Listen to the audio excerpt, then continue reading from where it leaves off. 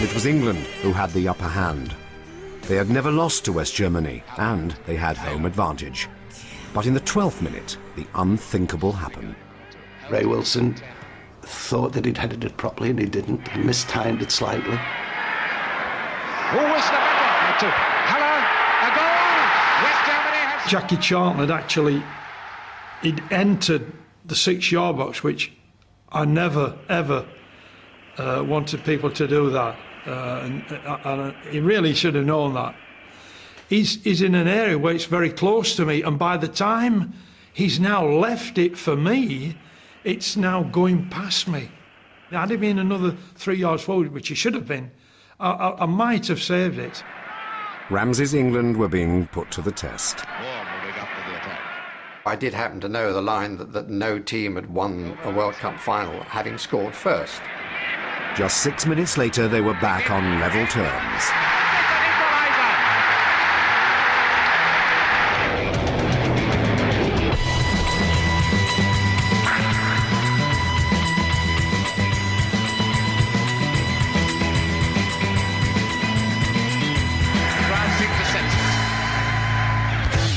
They had to wait another hour for the breakthrough. It was spinning like hell, you know, and it dropped right in front of Martin Peters. And there's the goal. He just thrashed it straight in.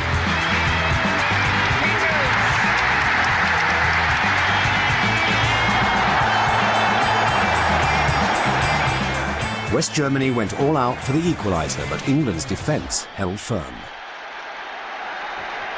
They were coming at us, but they weren't creating what I would say are great chances. They were crossing the ball, and we were winning things. Big Jack was winning things, and so forth. I was coming out for punching a couple and this sort of thing, and I was quite happy for that. As full time approached, the squad members got ready to see their team receive the trophy. We were sat in the stand, and Alf told me to bring the lads down, sort of 5 or 10 minutes from the end, where we could sit on the bench, you see, for all the presentations. 13 years ago, the Hungarians came and showed that England were no longer masters of football.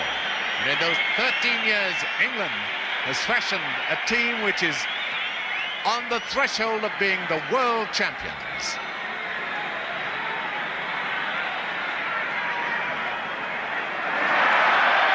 And it's a free kick to West Germany. 1 minute to go, just 60 seconds.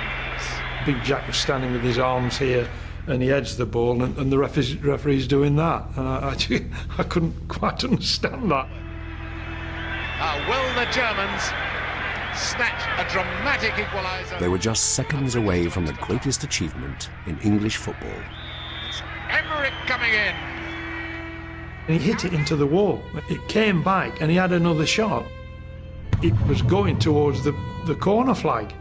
It was going nowhere near the goal. Schnellinger, the fullback, is now running in. It now hits him on the arm here. And it just takes all the pace out of the thing. Suddenly, like the nightmare that you dream about, the ball just runs out to a free spot, and there's the fullback.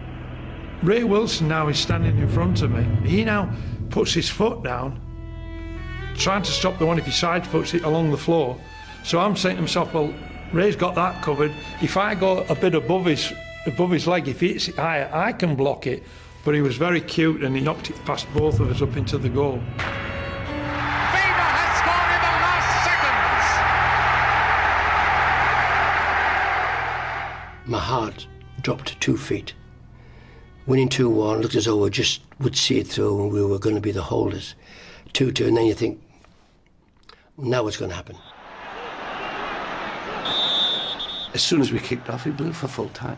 And I'd been concentrating so much, I never looked to see how much time we had left. I didn't have time. I was busy doing, and we were all busy marking our men, you know. It was stalemate. 30 minutes of extra time awaited. The Germans now get on the floor, and they're massaging him. They lay down, and we started to drop on the floor. Alf comes round again, very strong man. He goes, get up. His thinking was, show them that we're perfectly happy to play another half an hour. They're looking up at us thinking, wow, they must be super fit, they're not sitting down. But we were tired, believe me, we were tired before the extra time started. It was time for the general to rally his troops. He said, "You've won it once, now you're going to have to win it again."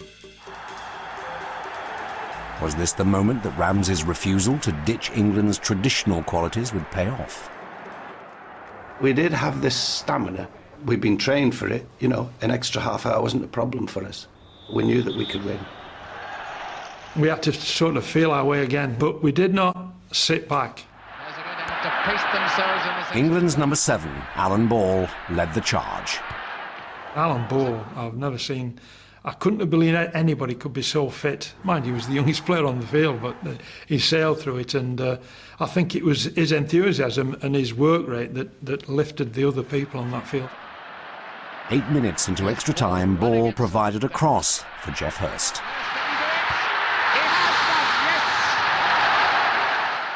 And I'm looking, I'm thinking, well, that looks a goal to me.